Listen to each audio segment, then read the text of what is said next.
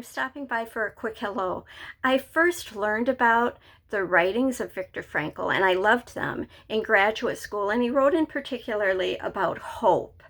And it carried weight because he spent time in Auschwitz, and he said the people that survived such a desperate circumstance weren't the people who were the most physically strong necessarily. They were in fact the ones who had an attitude of hope. So how do you do that? Well, you use your creativity. You reach out to help other people.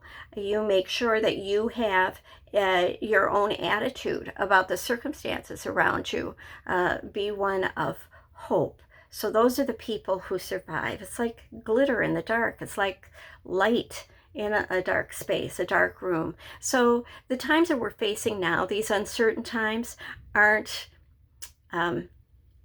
unknown in this world of ours. They aren't particularly the same as other people have experienced, but they are similar. You think of the Israelites who escaped slavery in Egypt.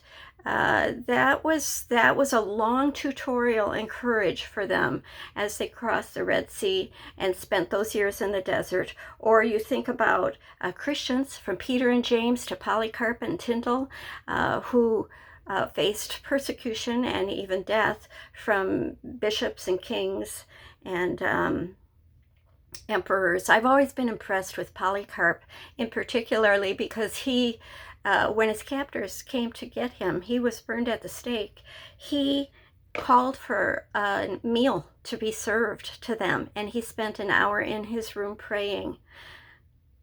That is faith. And that is a kindness and a mercy in spite of persecution that most of us don't have.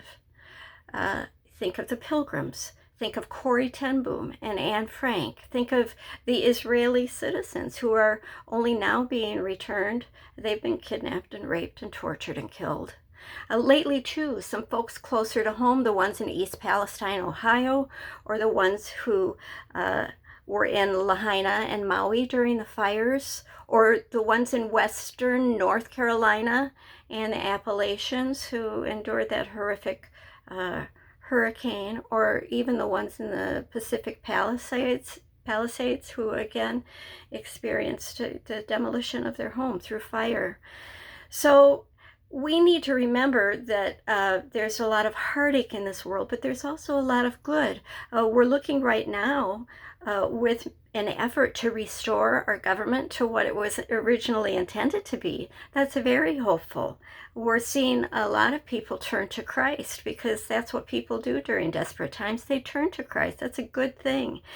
We anticipate a change in our nation's food and medical supplies, and we will see how that turns out. So we get to determine whether we weep or we sing. Right? So in Romans 5, it tells us that we can experience peace despite tribulation, and those troubles provide a way for us to gain experience and patience, and that's a good thing.